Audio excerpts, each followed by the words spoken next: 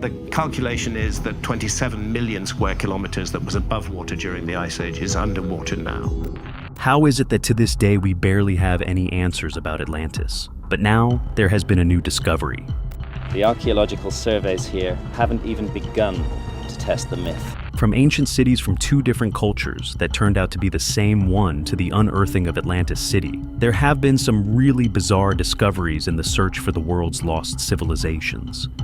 Dwarka was a beautiful city. It was on the coast and it was the home base of the god we know as Krishna. Join us as we tell you about the lost library of Atlantis has been found. What was inside? Finding the Lost City. Around 2,400 years ago, the renowned philosopher Plato introduced the world to Atlantis, a dazzling civilization that boasted chariots by the thousands, cutting-edge technologies, sprawling herds of elephants, and an intricate network of canals. Now, a bold new claim suggests that remnants of this legendary society may have been unearthed on the Atlantic coast of Spain.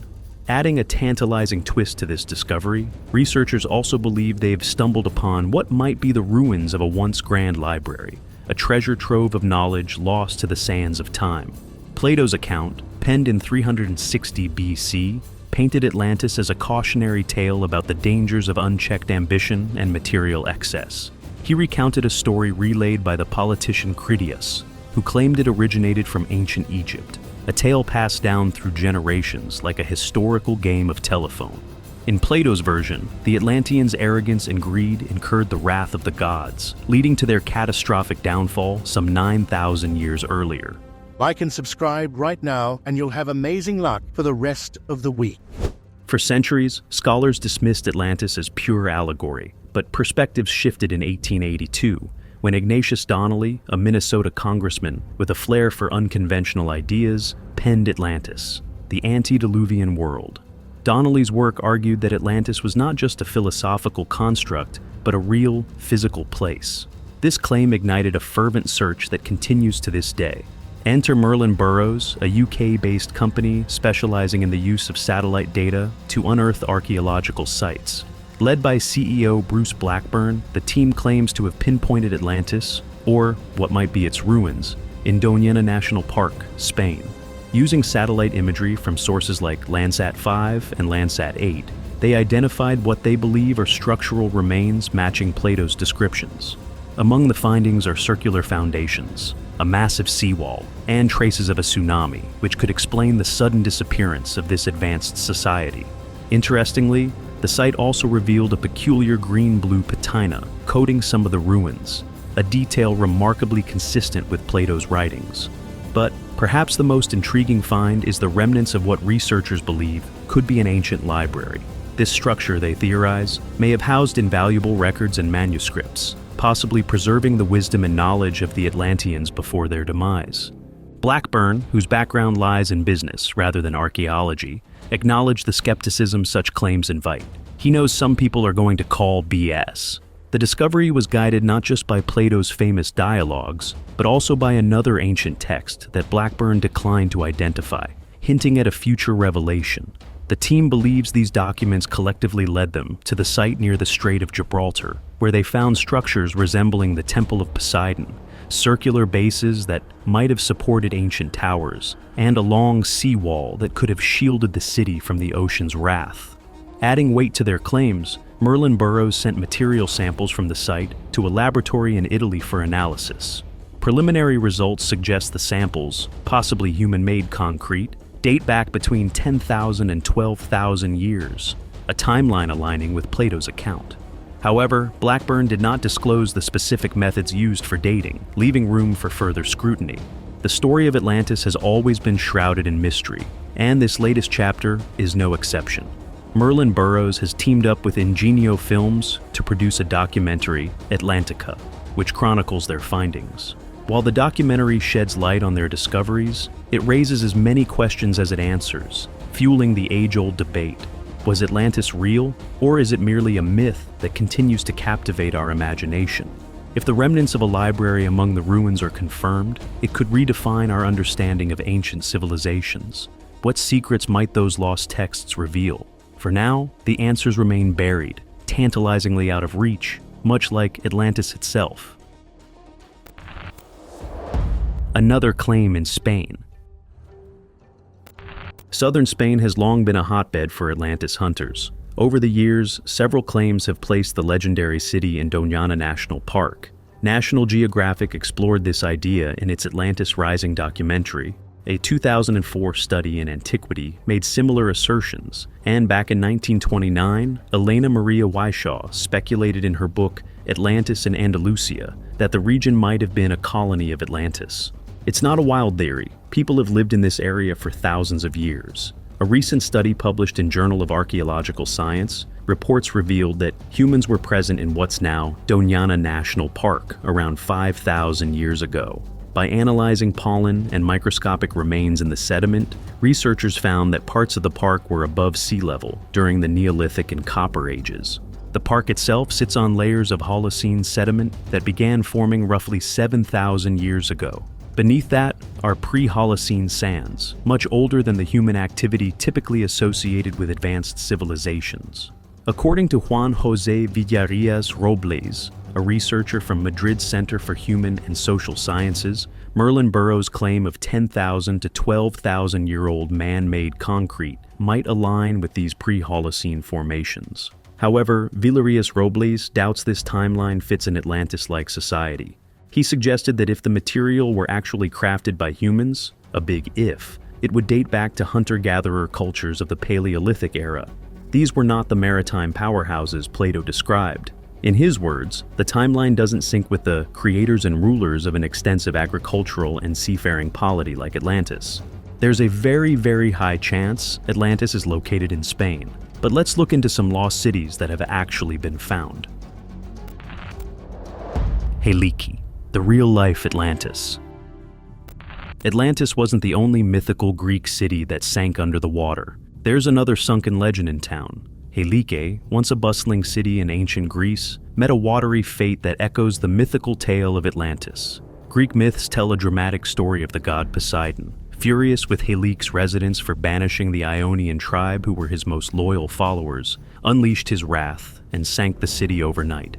Helike's downfall wasn't just a story passed down to scare the neighbors. It happened in 373 BCE. For centuries, people thought it was just a moral tale about respecting the gods. Then, in the late 1980s, two archaeologists decided to put the myth to the test.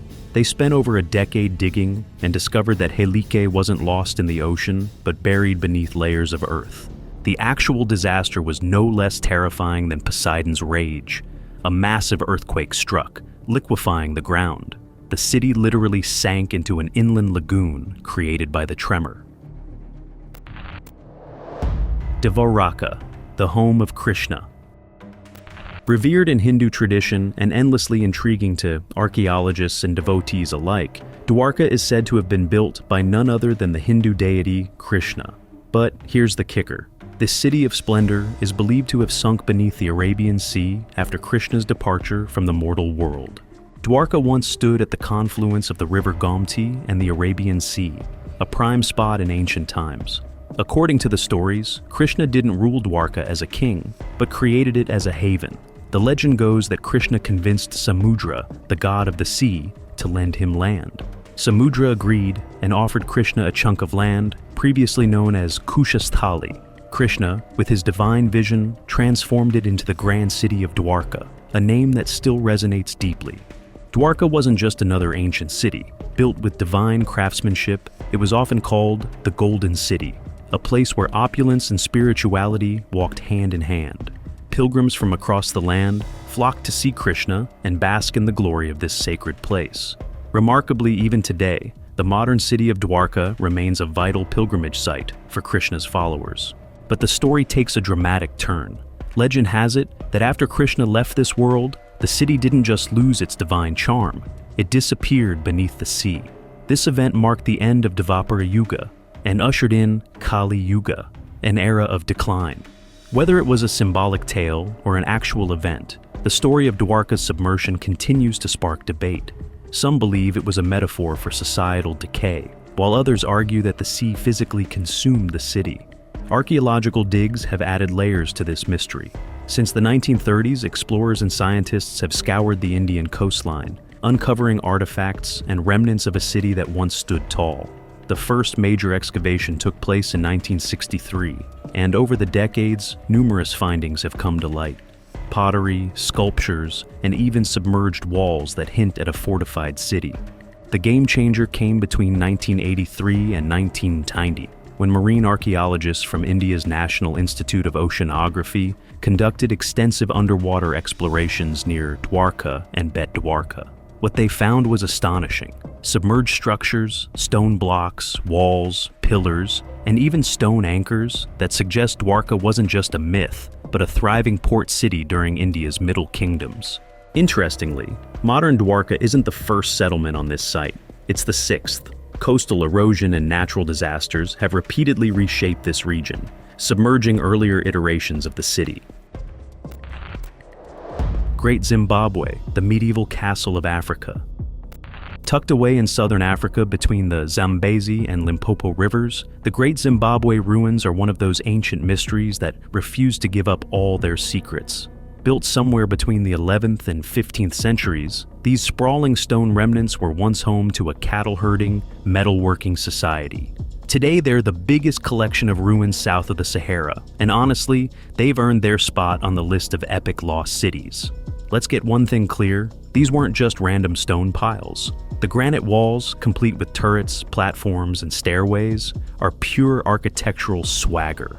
They weren't built to keep out invaders. They were more about showing off. Think of it as ancient flexing on a grand scale. Even with some less than stellar restoration efforts over the years, the ruins still stand tall as a major piece of African history.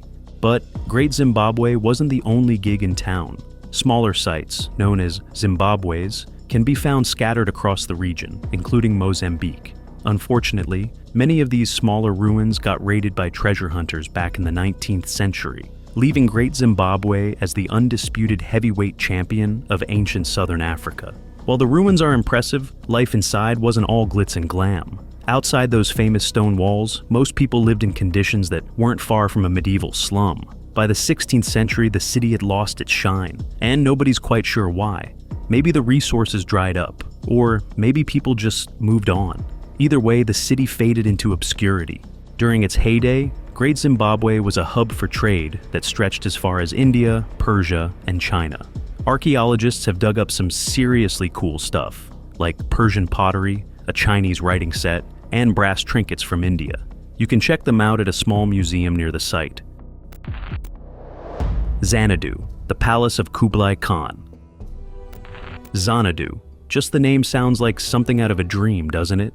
But this place was very real, once serving as the summer escape for Kublai Khan, the Mongol emperor of the Yuan dynasty. Founded way back in 1256, Xanadu wasn't just your average fancy getaway. It was this amazing blend of cultures, bringing together Mongolian nomadic vibes with traditional Chinese architecture.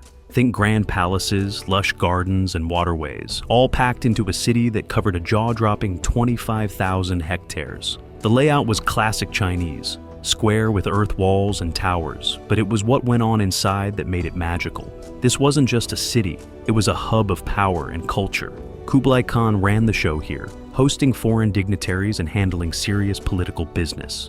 Marco Polo, the famous Venetian traveler, couldn't stop raving about it. He called it a palace with walls covered in gold and silver. Talk about bling. Fast forward a few centuries, and English poet Samuel Taylor Coleridge put Xanadu back on the map with his dreamy poem, Kublai Khan, painting it as the ultimate paradise. But here's the thing about paradise. It doesn't last forever. After the Yuan dynasty crumbled, Xanadu fell into neglect and was eventually abandoned around 1430. Today it's mostly ruins, but they're still impressive enough to earn it a UNESCO World Heritage Site nod. Sigiriya, the eighth wonder of the world. Sigiriya, often referred to as the Lion Rock, is one of Sri Lanka's most fascinating historical sites. And while it isn't a lost city in the traditional sense, the fact that it was abandoned so mysteriously and had to be completely rediscovered as a found city today gives it a place on this list. Built in the 5th century by King Kashyapa, this towering citadel wasn't just a royal palace, but a statement of defiance. Kashyapa, after allegedly killing his father and usurping the throne, chose Sigiriya as his stronghold, fearing retaliation from his brother who fled to India. For a brief moment in history, Sigiriya was the heartbeat of the Sinhalese kingdom, until Kashyapa's defeat in 495 CE marked its decline. Over centuries, dynasties shifted, and the region's significance faded. By the 12th century, the Sinhalese power had retreated, abandoning this once thriving hub to the forces of nature. Meanwhile, Sri Lanka itself became a pawn in colonial conquests. The Portuguese, Dutch, and eventually the British took turns ruling the island. By the early 19th century, Sigiriya was little more than a forgotten ruin buried in the jungle. The fortress's rediscovery began with George Turnauer, a British civil servant fascinated by Sri Lanka's ancient chronicles. He translated the Mahavamsa and Kulavamsa, uncovering tales of King Kashyapa and the lost city. Inspired by these stories, Scottish officer Jonathan Forbes set out in 1831 to locate the elusive site. Guided by local accounts, he stumbled upon the towering rock rising above the dense forest. Forbes described the Rock of Serigi as a massive, imposing monolith surrounded by wild vegetation. Although he traced the moat and observed platforms carved into the stone, Forbes couldn't fully confirm its connection to Kashyapa's city. His expedition lacked the resources to scale the rock and examine its hidden treasures. He left unsure of the fortress's significance. It wasn't until the late 19th century that Sigiriya's grandeur was fully revealed. Archaeologist H.C.P. Bell meticulously mapped the site, uncovering the lion's paws that marked the entrance to the rock's summit. Bell's work revealed terraces, intricate water gardens, and frescoes painted onto the rock face. These paintings, believed to depict celestial dancers, are among Sri Lanka's most celebrated artistic achievements. Even more intriguing are the ancient graffiti etched into the walls by monks and pilgrims centuries ago. There is so much yet to be discovered about this city that archaeologists have their hands busy. Leptis Magna, the Roman city buried in sand. Leptis Magna, once a bustling city on the coast of modern-day Libya, started its story under the Carthaginian Empire. Perched at the mouth of the Wadi Lebda, it flourished as a key Mediterranean trade hub. Fast forward to Roman times, and it gained special status as a civitas libera et immunis, meaning its people had a decent level of self-rule under their local leaders. By the time Emperor Tiberius folded it into the Roman province of Africa, Leptis Magna had grown into a major urban center with thriving commerce and culture. But like many great cities, its luck didn't last. By the 5th century AD, the Roman Empire was crumbling, and the Vandals took over, only to lose it to Byzantine Emperor Justinian a few decades later. That wasn't enough to save it, though. By the 6th century, the Muslim conquest of the Maghreb swept through North Africa, leaving Leptis Magna abandoned to the sands of history. For centuries, the once grand city turned into a giant scavenging ground. Locals used its stones for building materials, while European colonizers carted off anything shiny. In the 17th century, the British had their own turn at looting.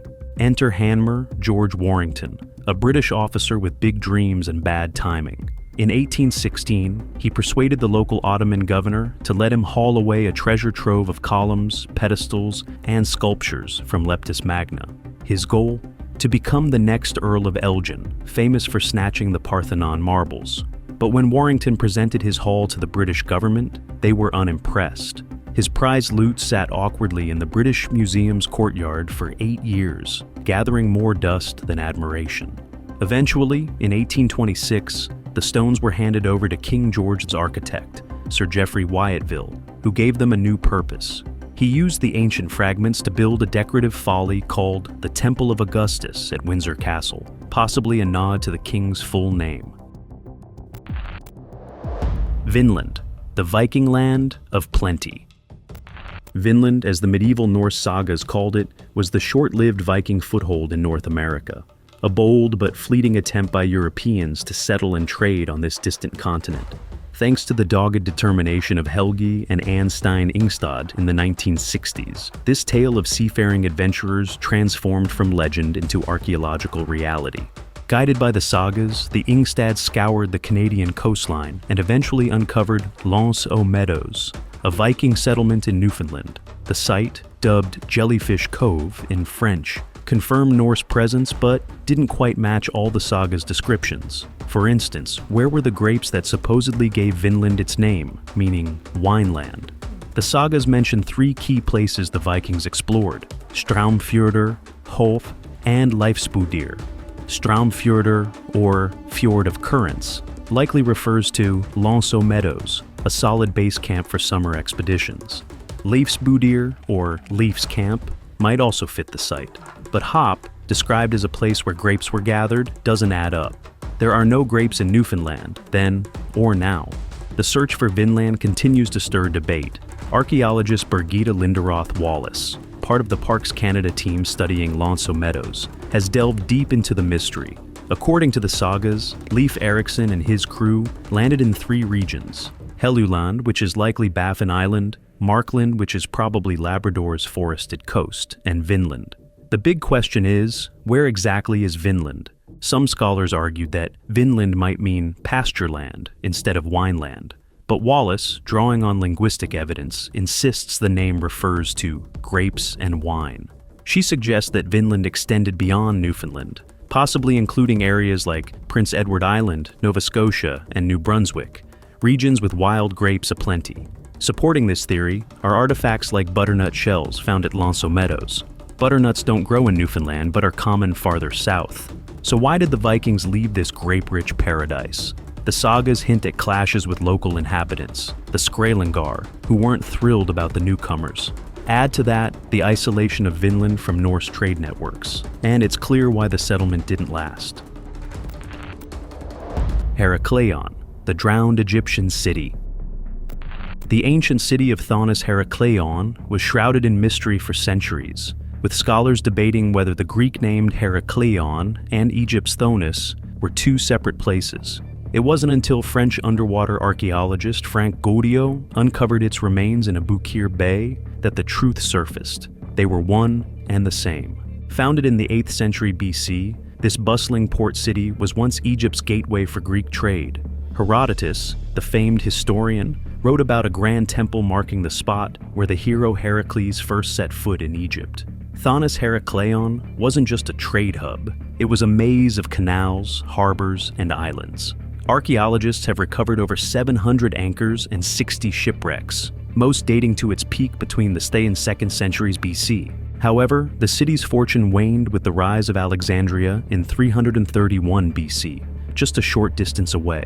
While its role as a maritime hub diminished, its temple of Amun continued to draw reverence. The artifacts unearthed, from grand statues to sacred relics, highlight its religious significance. By the late 2nd century AD, disaster struck. Scientists believe a combination of earthquakes, floods, and soil instability caused the city to sink beneath the waves. Rising water levels and the sheer weight of its stone temples likely accelerated this tragic collapse. Thonis Heracleon wasn't alone. Neighboring cities like Canopus and Portus Magnus also vanished underwater. According to Gaudiot, this underwater site is so rich in discoveries that it will keep researchers busy for decades, piecing together the story of a once thriving port lost to time and the sea. La Ciudad Perdida, the lost Colombian city. The Tairona people constructed a remarkable city nestled in the Sierra Nevada de Santa Marta Mountains in Colombia. The city was built atop the hills, following the commands of their god, who wished for them to be as close to the stars as possible. This elevated location provided a stunning view, but it wasn't just the scenery that made the city special. It was a hub of culture and religion. The Tairona thrived in this place for nearly 8 centuries, creating a highly advanced society with intricate roads, plazas, and stone buildings. However, everything changed with the arrival of Spanish conquistadors in the 16th century. Though the Tairona never met the Spaniards directly, they were devastated by the diseases the Europeans brought with them. These illnesses wiped out the Tairona people, and their once vibrant city was abandoned. For hundreds of years, it remained hidden, swallowed by the thick Colombian jungle. The city's existence was only rediscovered in the 1970s. A group of bandits traveling through the dense jungle stumbled upon this ancient site by chance. Covered in vines and foliage, the city still held treasures: gold jewelry, jade figures, and other artifacts. The thieves took what they could, selling these items on the black market, which eventually caught the attention of archaeologists. This led to the rediscovery of what is now known as La Ciudad Perdida, or the Lost City, nearly 500 years after it had been abandoned. Today you can take a hike in search of the Lost City if you're ever in the area. La Ciudad Blanca, the city of the monkey god. In the early 16th century, Hernán Cortés, the infamous Spanish conquistador, heard rumors of a hidden city deep in the jungles of Honduras. This city, known to locals as La Ciudad Blanca, which is the White City, or La Ciudad del Dios Mono, which is the city of the monkey god, was believed to be overflowing with treasures. Cortés never managed to find this elusive city, but the legend lived on. Throughout the years, many adventurers and explorers attempted to locate the White City. Some claimed to have seen it from the air, including aviation pioneer Charles Lindbergh. Others insisted they had found it, but could never reveal its location. Despite all the stories and myths, the city was shrouded in mystery for centuries. In a remarkable turn of events, archaeologists did manage to uncover the ruins of the legendary city. Following the trail described by one of the eccentric adventurers who claimed to have found it, they stumbled upon a hidden city in the Honduran rainforests. There, they discovered a pyramid built by a long-lost civilization that had disappeared over 1,000 years ago. Inside the pyramid, they found stone sculptures and architectural remnants that suggested this ancient city had been a place of immense wealth and power, outshining many of its neighboring civilizations. While some skeptics question whether this is truly the city Cortés had heard about, the discovery provides undeniable evidence of a forgotten civilization that once thrived in the dense jungles of Central America. So, which of these lost cities fascinated you the most? Are there any we missed out?